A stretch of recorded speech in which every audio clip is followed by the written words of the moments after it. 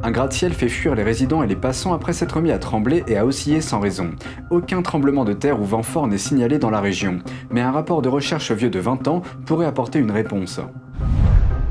Apple prévoit de stocker les données de ses clients chinois en Chine et remet les clés à une entreprise d'État. Mais Apple affirme que les informations seront toujours en sécurité. S'il y a une chose sur laquelle les démocrates et les républicains de Washington peuvent s'entendre, c'est bien la condamnation du régime communiste chinois pour ses violations des droits de l'homme. Cette fois, les Jeux Olympiques d'hiver de Pékin sont sous les projecteurs. Et une livraison spéciale en provenance de Chine. Près de 700 000 $ de fausses monnaies à destination des États-Unis ont été découverts.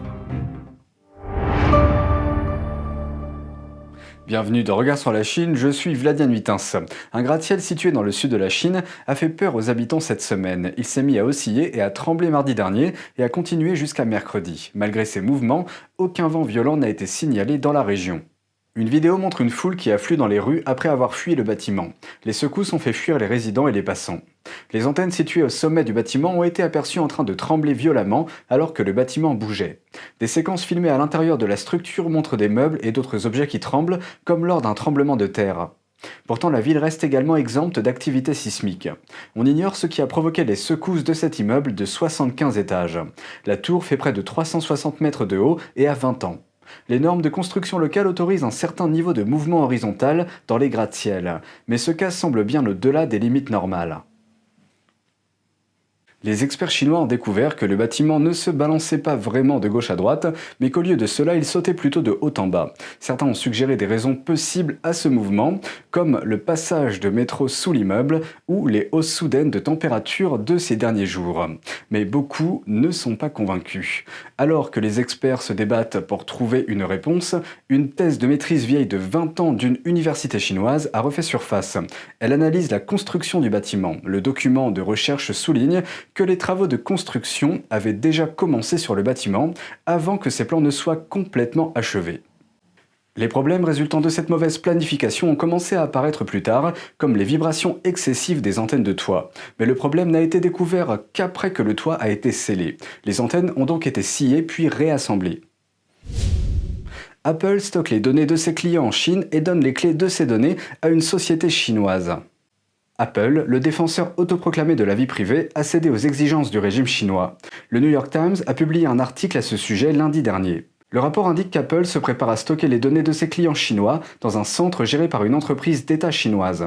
L'année dernière, Apple a transféré la propriété légale de ses données utilisateurs de Chine à Guizhou Cloud Big Data. Le rapport indique que le régime chinois a forcé Apple à abandonner la technologie de cryptage qu'elle utilise partout ailleurs et à stocker les clés numériques qui déverrouillent les informations dans le même centre.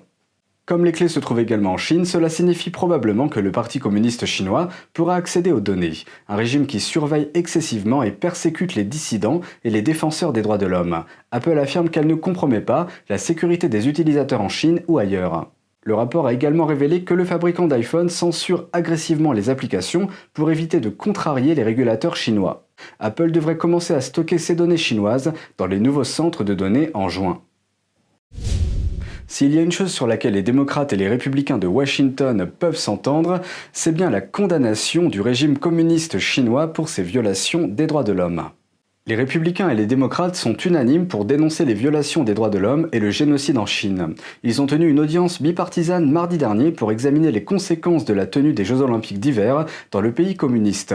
Ils ont demandé au Comité international olympique de réévaluer sa relation avec Pékin. Xi Jinping and the CCP are persecuting believers and all manifestations of faith and spirituality, including Christians, Tibetan Buddhists, and Falun Gong practitioners, in ways not seen since the Cultural Revolution. Les démocrates comme les républicains ont déclaré que la communauté ne doit plus fermer les yeux sur le bilan honteux de Pékin en matière de droits de l'homme face au profit. I've said if we don't speak out against human rights violations in China for commercial reasons, we lose all moral authority to speak out for human rights anywhere. Le Comité international olympique n'est pas un inconnu lorsqu'il s'agit de traiter avec Pékin. En 2008, en dépit des nombreux appels au boycott des Jeux olympiques de Pékin, le comité a poursuivi ses activités comme si de rien n'était. The International Olympic Committee's shameful choice to hold the 2022 Winter Olympics in Beijing and other cities in China sadly makes the Olympics an immediate focal point for our consideration. How did it come to this moment where an event designed to uplift the human spirit is being held in a nation that is crushing the human spirit. Yang Jianli, militant des droits de l'homme, affirme que la communauté internationale risque de devenir un outil dans la stratégie de soft power du PCC.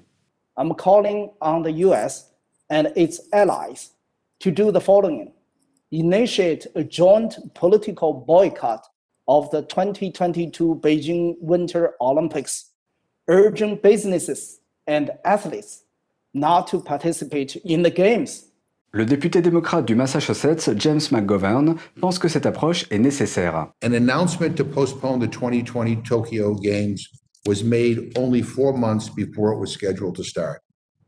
If we can postpone an Olympics by a year for a pandemic, we can surely postpone an Olympics for a year for a genocide. Des voix du monde entier appellent à boycotter les Jeux Olympiques d'hiver de Pékin 2022. Mais le Comité international olympique est-il à l'écoute? Dans le sillage de la pandémie du virus du PCC, de nombreux regards observent certainement leur réaction. Pékin accuse les États-Unis de menacer la paix et la stabilité dans le détroit de Taïwan. Cette décision intervient après que la marine américaine a envoyé un navire de guerre naviguer dans le détroit de Taïwan mardi dernier. Cette manœuvre s'inscrit dans le cadre d'un transit mensuel de routine. La marine a déclaré que cette opération était conforme au droit international. Le détroit sépare Taïwan de la Chine continentale. En réponse à l'accusation de la Chine, la marine américaine a déclaré: le transit du navire par le détroit de Taïwan démontre l'engagement des États-Unis en faveur d'un Indo-Pacifique libre et ouvert. L'armée américaine continuera à voler, à naviguer et à opérer partout où le droit international le permet. Le ministère de la Défense de Taïwan a expliqué que le navire américain avait traversé le détroit en direction du sud. Il a ajouté que la situation était normale. Les tensions militaires entre Taïwan et Pékin ont augmenté au cours de l'année écoulée, pendant que le régime chinois continue d'intensifier son agression. Des avions militaires basés à Pékin pénètrent fréquemment dans la zone de défense aérienne de l'île. Taïwan est un État indépendant. Cette île démocratique a ses propres dirigeants élus, sa propre constitution et son armée. La Chine communiste n'a jamais gouverné Taïwan, mais elle revendique l'île comme son propre territoire. Elle a fortement laissé entendre qu'elle pourrait tenter de s'emparer de Taïwan par la force à l'avenir. Près de 700 000 $ de faux billets sont entrés aux États-Unis, et tous les faux billets venaient de Chine. Les douanes et la protection des frontières ont expliqué que plusieurs cargaisons ont été stoppées par des agents à Chicago. Elles contenaient 685 000 $ de fausses monnaies en provenance de Chine. Les envois sont arrivés au centre du courrier international de Chicago. La fausse monnaie se présentait sous la forme de billets de 5, 10, 20, 50 et 100 $. Cette saisie n'est pas un incident isolé. Le 23 avril, les agents de la protection des frontières de la ville ont déclaré avoir saisi plus de 280 envois remplis de faux billets et de fausses pièces dans le même centre. 95% de ces livraisons provenaient de Chine. La Chine reste la principale source de produits contrefaits entrant sur le marché américain. Dans une déclaration, le directeur adjoint du port de Chicago a souligné que la contrefaçon est souvent utilisée pour financer des activités illégales telles que la traite des êtres humains, le trafic de drogue et le terrorisme. Le président américain Joe Biden a visité une usine Ford mardi dernier pour plaider en faveur d'un plan de 170 milliards de dollars pour les véhicules électriques. Il affirme que les États-Unis sont trop loin derrière la Chine en termes de vente de véhicules électriques et il veut que cela change. Le président américain Joe Biden a présenté son plan de 174 milliards de dollars pour les véhicules électriques dans le Michigan mardi dernier. The future of the auto industry is electric. There's no turning back.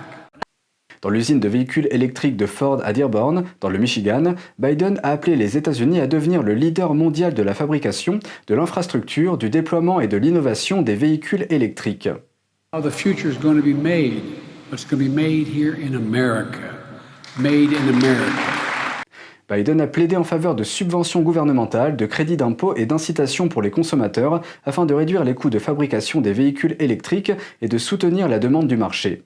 Il a proposé des incitations aux points de vente pour encourager les Américains à acheter des voitures électriques, bien que ces incitations ne s'appliquent pas aux modèles de luxe coûteux. Biden cherche également à installer davantage de bornes de recharge dans le pays. L'objectif est de construire un réseau national de 500 000 bornes d'ici 2030. Il y en a actuellement environ 100 000 aux États-Unis. Son plan prévoit également des prêts à faible coût pour les entreprises qui produisent des véhicules à énergie propre aux États-Unis. Biden se heurte à la résistance de nombreux républicains du Congrès sur la question des véhicules électriques. NTD TV vous propose chaque jour 1 heure de programme en français à la télévision, accessible gratuitement sur Orange 548, Free 799, Bouygues 802 et SFR 921. Première diffusion à 20h et rediffusion le lendemain à 13h. Vous pouvez aussi regarder nos vidéos sur le site ntdtv.fr et la plateforme ntdtv.fr YouMaker.